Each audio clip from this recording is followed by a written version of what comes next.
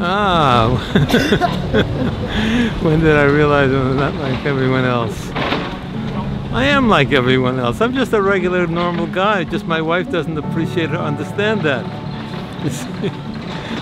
I am. She won't understand. She thinks I'm special, but I'm just a regular guy. Do you think your husband is a regular guy? No, no way. She's a liar. She's a liar. Why do you say that?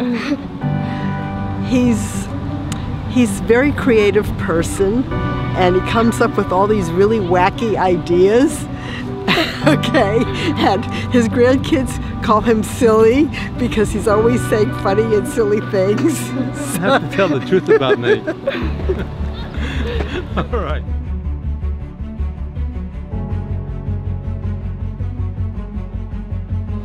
High school. And do you remember what made you feel that way?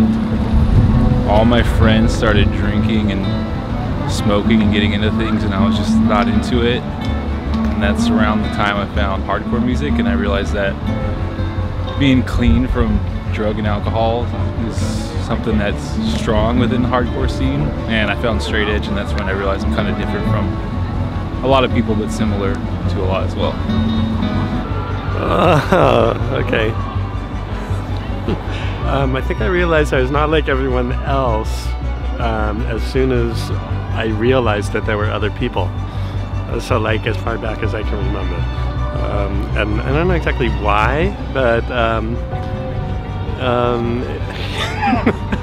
I guess I just always felt like it was hard to find just the right place to fit in where there were other people like me. But probably elementary school, because I grew up in a super small town in the middle of nowhere, Texas, with about 50 kids, and clearly I don't look normal, and so I was not like anyone else I knew, and used to think it was a bad thing, and then as I grew up I grew into it, but I think it's kind of always been that way. I got nominated to be like the weirdest person on this boat trip this one time actually, and they nominated me because I used to eat pears with ranch. Like, it sounds gross now, but so I got to touch like the booger of a lobster, which is their antenna things. They're actually like their nose, and so that was kind of cool. And I was like, oh, okay, cool. If you are weird, sometimes you get to do weird shit, and it's fun. I think that every day. And what makes you feel that? During my second year in the United States, like 2015. Okay, do you remember what made you feel that way? Yeah, when I helped people, but like they kept asking more and more and more, but never like not never, but when I asked for help, sometimes they didn't. So I felt upset, and most of the time people didn't like encourage me. They always like pull me back. Then I realized, oh no, it's a real world. It's not like Disneyland. So do you remember what setting you were in? Was this at work or at school? Yeah, school, because I just graduated. Okay. Yeah. Maybe in high school, when they not bullied me, but they did jokes about my curly hair, because in Switzerland not a lot of people have curly hairs. So I think then I noticed that I'm not than everyone else because I have special hair. I think I always knew that. I mean, I grew up with mostly like white people, and I was always the darkest one, so I always felt kind of outcasted by that. You know, they come from more money, I come from less, but I mean, it never really bothered me. You know, maybe about 10 years ago. Yeah, probably about 10 years ago. Do you remember? That's a tough question. I know. Do you remember what specifically or generally made you feel that way? There's a lot of things actually, yeah. I'm 37 years old. I have 6 children, and there's hardly anyone like me like that. I travel the world for a living, so yeah, I'm definitely not like everyone else. When I was younger and just got into an argument with a girl because we didn't like the same things. And I was like, okay, I'm different. That's pretty much it. You remember what the argument was? Because I was into a different type of guys than the girls I was hanging out with were. Yeah. I realized when when I'm with like a group of people, I noticed that I stood out. Because like everybody was laughing and joking together, and I just couldn't like see the humor behind it, or my humor wasn't the same as theirs. So that's when I thought like, man, I'm like not like them. So I was like, I was in like middle school. So, yeah. Do you still feel that way today? Yeah, definitely.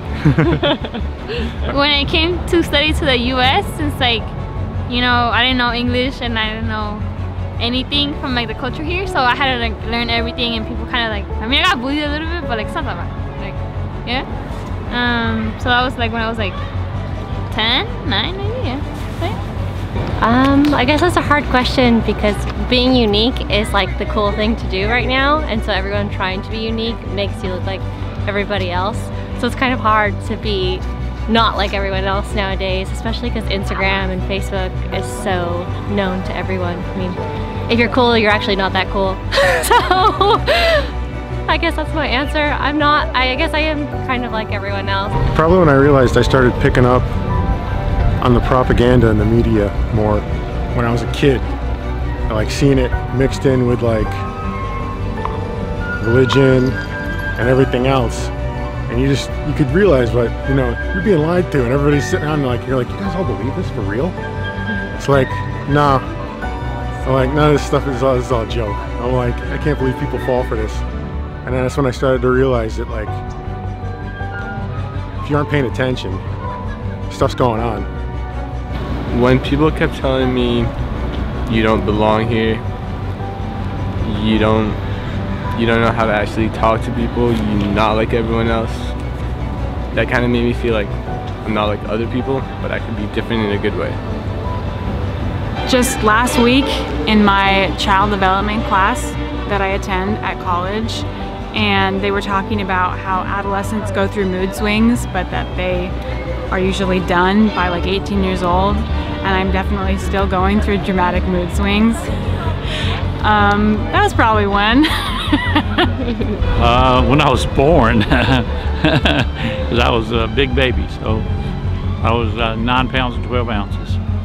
I was born in Ohio in a real small town, and when I registered for school that year, I got to have my picture in the newspaper because I was the smallest child to ever register for school. It was a slow news day. I only weighed like 40 pounds or something like that. I was just very petite, very tiny. Gotcha. And okay. like I said, it was a small town and you could get anything in the paper. So you were unique for being too small, and you were unique for being... That's great. Can I get a shot of both of you? Sure. Okay, cool. Especially the difference in our heights. She's Gigi and I'm Big Daddy to our grandkids. So. I guess I'm still seeing, you know, what sort of basis that is really founded on, and if that's like if that's just my interpretation that I am different than anybody else. But I can't remember exactly when. Probably after college. You know, I went to LSU in Baton Rouge, and you know, the whole time you're there, you're probably trying to fit in with everyone else. But you know, at the end of my tenure there in college, I think I realized that that's not really what it's about. Do you remember what specifically made you feel that way? Not really, no. I would have to say just, you know, you kind of feel like you fight it for a while, and then one day you realize that what's the point? I wasn't born with a sense of smell. Yeah, so when my cousins would ask me to smell things, I would lie to them and be like, oh, it smells good. Like I would wait for the reactions. But yeah, I still can't smell to this day, so. First off, that is the best question. I would say when I was 3, and that's probably my first memory I ever had. And I feel like I just knew that day, it was just like the beginning of my growth. And do you remember what exactly made you feel that way? no, I just have this like image in my head, and I like to paint.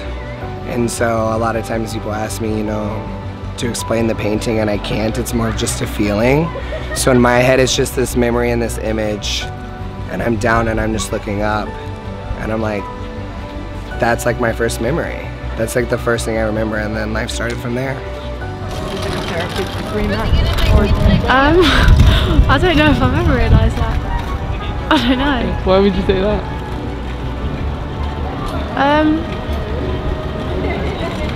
I'm not sure. I think everyone's quite similar.